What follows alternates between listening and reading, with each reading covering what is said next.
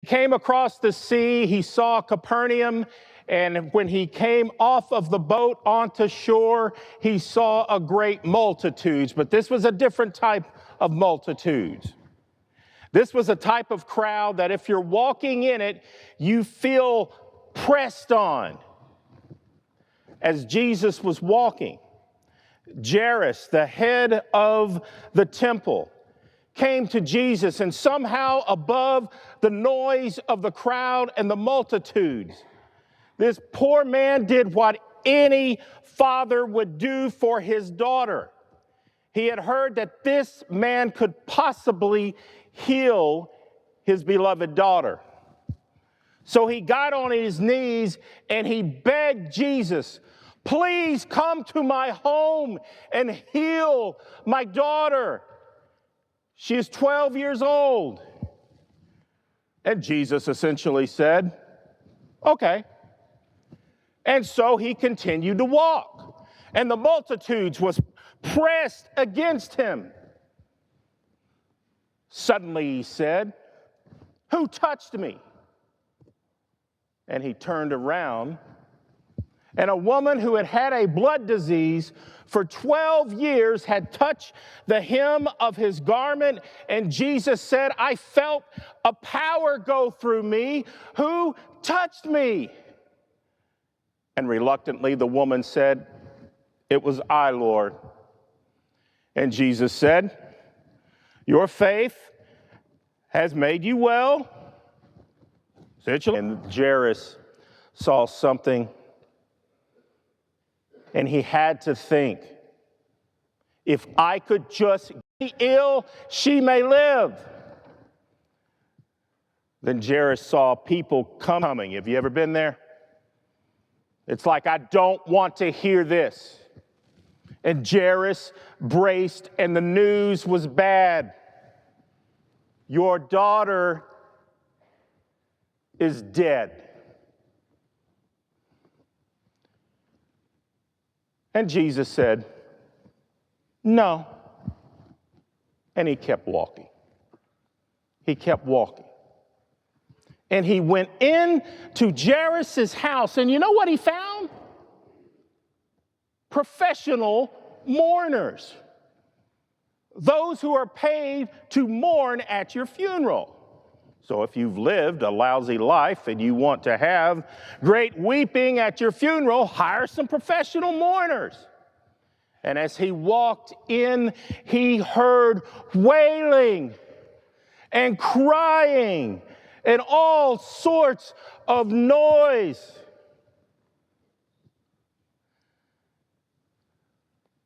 And then he said, she is not here. Brother, she said, she is not dead. She's asleep. And then he said, my interpretation, verily, verily, I say unto you, would you please get out of the house? You're making too much noise. Get outside. Then he took the father and the mother into the little girl's room, took her by the hand, and said in Aramaic, fairly loud, there's an exclamation point by it, Talitha kume. It's a little dramatic, but that's what the scriptures say. Talitha kume, which means, little girl, get up. And she got up. And Jesus said two things. Don't tell anybody about this. And somebody get this poor girl something to eat. The end.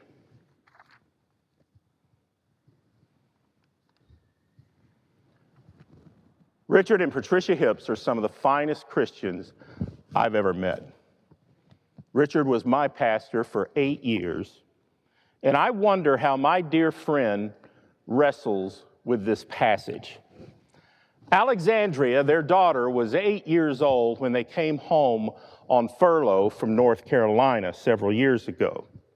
It was a particularly harsh winter in North Carolina, and Alexandria caught the flu.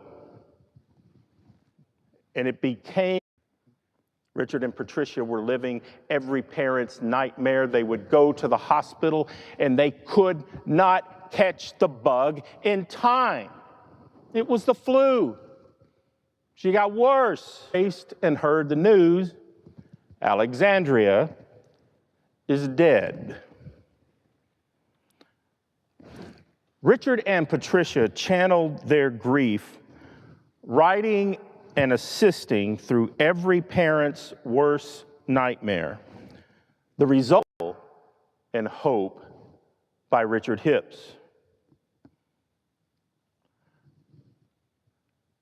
How do you think he felt, or the family feels, when reading this passage? Those of you that have had to deal with tragedy, how do you square this? Well, I can tell you, Richard and Patricia came to a very important decision in relation to mystery. They had to come to grips with this deep thought before any true healing could take place. And it's this. Here's the deep thought. Some things just don't make sense. Well, that's comforting. Some things just don't make sense. Richard expounds. Richard says, I now plan to spend the rest of my days, and listen to this phrase, in holy resignation, believing that the Lord does love me with an everlasting love, and my life is in that understanding God. I've been reflecting on this phrase, holy resignation. What is resignation? It is accepting an unpleasant and inevitable situation. In relationships broken, do you have resignation when it comes to your job? Do you have resignation in dealing with bad news that you just cannot change? No matter where Richard and Patricia went on their journey, they had to deal with the fact that their prayers for Alexandria's recovery did not happen. Holy resignation. A great example in Scripture of holy resignation is this. Jesus was feeling such sorrow because as he went on with his ministry, he began to lose people. Some people left, and that hurts. And then he said to Peter, Peter, are you going to leave me too? And Peter's answer is an example of holy resignation when he said, leave you? Where else am I going to turn? Who else do I go to receive the words of life? Dear Lord, to find comfort and peace, tell me what other stream I go to get the living water besides you. So wherever you are in your life, with the things that you have to deal with a holy resignation, there is only one stream to go to.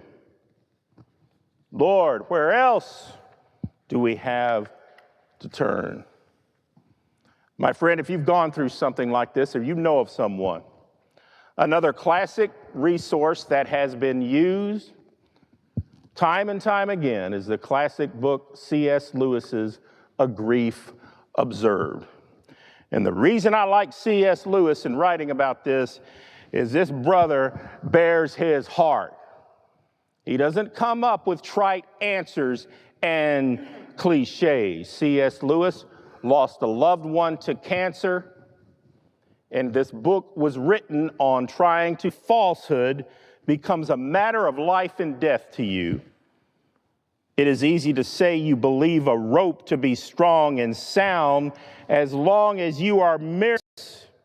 Wouldn't you then first discover how much you really trusted it? And now, Richard and Patricia's 8-year-old daughter was not. Some things just don't make sense. Mike and Natalie Themes sang the song Small Enough for their nephew's funeral Friday. Their singing brought a little bit of insight into this phrase, some things don't make sense. The song expresses wonder of God's majesty and power. But dear God, we had it that you have this majesty when we see the Milky Way, when we look at pictures of a Hubble telescope.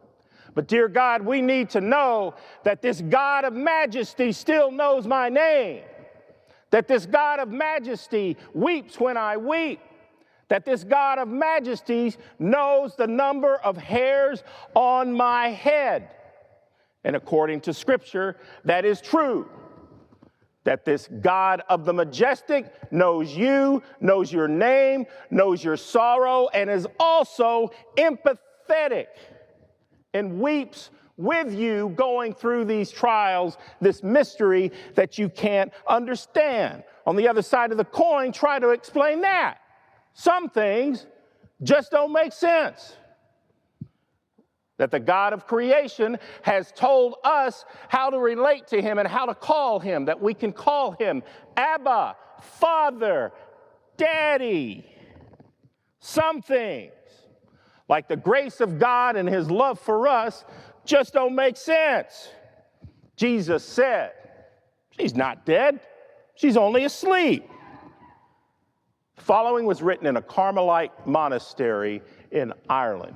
It was written to give comfort to those whose loved ones had passed on. It says this: I have only slipped away into the next room. Whatever we were to each other, that we are still. Call me by my old familiar name. Speak to me in the easy way which you always used to. Laugh as we always laugh together. Let my name be the household word it always was. Let it be spoken without effort. Life means all that ever meant. It was the same as it ever was. There is absolutely unbroken continuity. Why should I be out of your mind because I am out of your sight? I am but waiting for you for an interval. Somewhere very near, just around the corner, all will be well.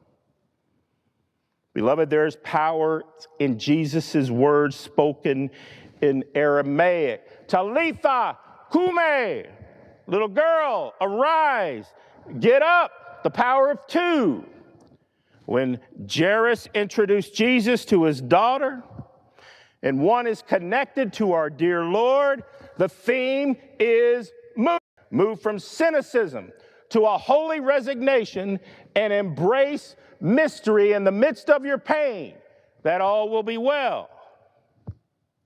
And finally, keep your spiritual antenna tuned to God's revelation of gentle whispers and tender mercies. Friends, the Scripture is replete of God offering hope in Scripture through his revelation. Does that stop now? Does he not do this to our children? Keep your spiritual antenna open. Pop's Radiator is where Frank Watson, our dear friend who passed away a few weeks ago, this is where Frank would place his keys, his wallet, all sorts of stuff, all odds and ends. He'd put it on Pop's radiator. And Deborah found the following note amongst the pile in Pop's radiator. Here's the note from Frank. It's entitled, "What Might I Tell My 25-Year-Old Self?" And Frank, being a good Baptist, had 3 points. 1, don't be in such a hurry. When you're in your early 20s, you have many hopes, dreams, and plans. You think you know where you want and need to be in career, in relationships, in everything, but it all seems to go so slowly, and when success does not come fast enough, it makes you feel like a failure. Be patient. Be like Jesus's lilies of the field, which sprout and grow and bloom in their proper time. 2, take time to enjoy life. Don't worry so much. Even in bad time, God gives us things that are valuable and joyful. 3, even in the worst times, don't give up hope. Just keep putting one foot in front of the other. God will see you through. These are the 3 things I continue to tell. I wonder what sort of letter those who have passed on would write to their earthly self. I believe it would be something like this. Dear self, while you were toiling on the earth, well, it was true. All my worries and anxieties about the mystery and the unknown was quite a waste of energy. Let me tell you what happened. I fell asleep. And in the blink of an eye, I heard a voice saying, Talitha Kume, get up. And I opened my eyes, and I was home. And all God's people said with hope, so well with our message and flow.